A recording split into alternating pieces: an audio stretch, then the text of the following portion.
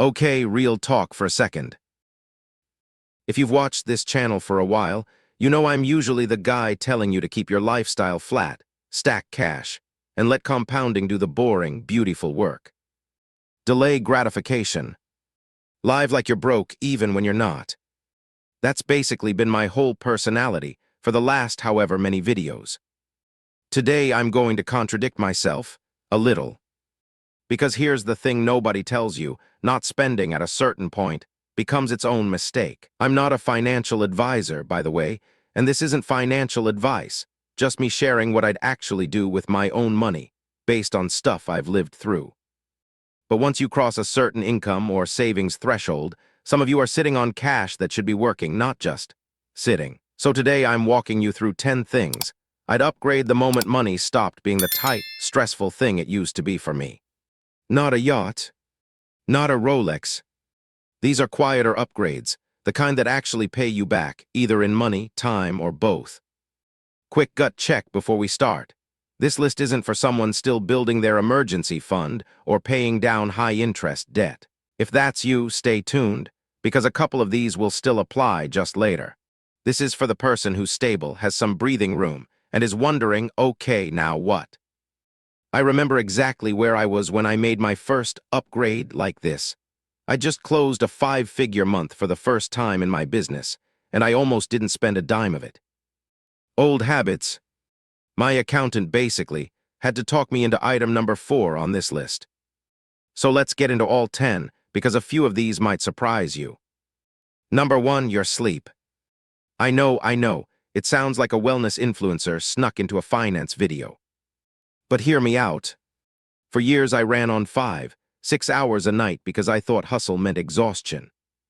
Then I actually tracked my output on good sleep versus bad sleep for a month, and it wasn't close. I was making decision-level mistakes on 4 hours of sleep that cost me actual money. One bad contract review, half asleep, cost me around $3,000 in fees I didn't need to pay. So the upgrade isn't a fancy mattress for the sake of luxury, it's buying back your judgment. That's a real return. Number 2, your chair and your desk setup. If you're spending 8-10 hours a day sitting at a janky desk from your college apartment, that's not frugal. That's a tax on your body you're paying every single day. I upgraded mine for about $400 2 years ago, and honestly, fewer headaches alone made it worth it inside of a month. Small number, compounding return. Number 3, and this is where people get uncomfortable, your circle. Not literally paying people, but investing in being around others who are ahead of you. Masterminds, paid communities, even just flying to a conference instead of watching the replay online. I paid $800 to attend an investing conference in 2019 that I almost skipped to save money. One conversation in a hallway, they're turned into a business relationship that's brought in 6 figures since. You cannot spreadsheet that kind of ROI ahead of time, but it's real and it's consistent. The room you're in shapes the decisions you make. Here's the pattern already forming if you're paying attention. None of these are about looking rich. They're about removing friction from the version of you that's trying to build wealth. Number 4 is the one my accountant had to talk me into, outsourcing your time. Bookkeeping, admin, scheduling, whatever's eating your hours but isn't actually growing your money. I resisted this one hard because early on, doing everything myself felt like saving money. It's not. If your time is worth $50 an hour doing high-value work, and you're spending 5 hours a week on $20 an hour tasks, you're bleeding money every single week without a single transaction showing it on a bank statement. I hired my first virtual assistant for about $600 a month, and it freed up roughly 10 hours a week that went straight back into revenue-generating work. Quick misconception to clear up here because I hear it constantly. People think upgrading means spending more equals better, full stop. That's not it. The filter for every single item on this list is the same question. Does this buy back time, health, or opportunity that compounds? If the answer's no, it's just a purchase, not an upgrade. Number 5, your education budget, specifically paid courses or coaching over free YouTube rabbit holes. Free content, ironically including this video, is great for breadth. but when I wanted to actually get good at something fast. A $300 course that condensed years of someone else's trial and error saved me probably 18 months of fumbling on my own. And speaking of shortcuts, this is actually why I put together a free training on exactly how I structure my own investment accounts, step by step. Number 6, your insurance and legal protection. Boring. Extremely. Necessary once you have assets worth protecting. Also extremely. I upgraded my liability coverage the year my net worth crossed 6 figures, and it cost me maybe $200 more a year. Cheap peace of mind compared to what one lawsuit could take. Number 7, your tools.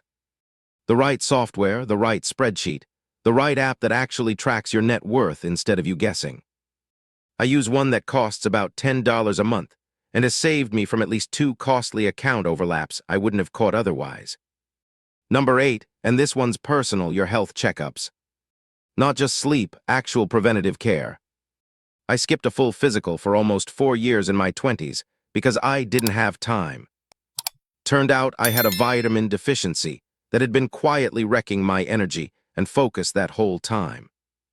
20-minute appointment, $40 copay, and I got years of my own productivity back. That's the trade. Your health is the one asset that, if it collapses, no amount of money fixes on a timeline you'd choose. Number 9, and this is the one I'm least comfortable admitting, therapy or coaching, for your relationship with money itself. I grew up genuinely scared of spending, even after I didn't need to be. It took actual sessions, paid ones, to unwind years of scarcity thinking that was quietly capping how big I let myself think. That's maybe the least financial line item on this whole list, and it might be the one with the highest return because it changes every decision downstream of it. Number 10, and this is the full circle one, you're giving. Once you're stable, setting aside even a small, consistent amount to give away. I started at 1% of income, not because it was some tax play, but because it rewired how I related to money entirely, from hoarding to circulating. That mindset shift showed up in how confidently I made investment decisions afterward. So here's the takeaway, the whole video in one line. The best upgrades don't change how you look, they change how you decide. Every single item on this list, I've made the trade myself, and it's directly part of why I'm sitting here able to make this video instead of still white-knuckling every purchase decision like I did in my 20s. If you're wondering which of these to do first, I actually break down my exact order of operations in another video. But don't click on it just yet. Finish this thought with me first. If you want to be the kind of person who upgrades on purpose instead of by accident, that starts with hitting subscribe. Not for me, for the version of you that's 6 months from now, wondering why things finally feel easier.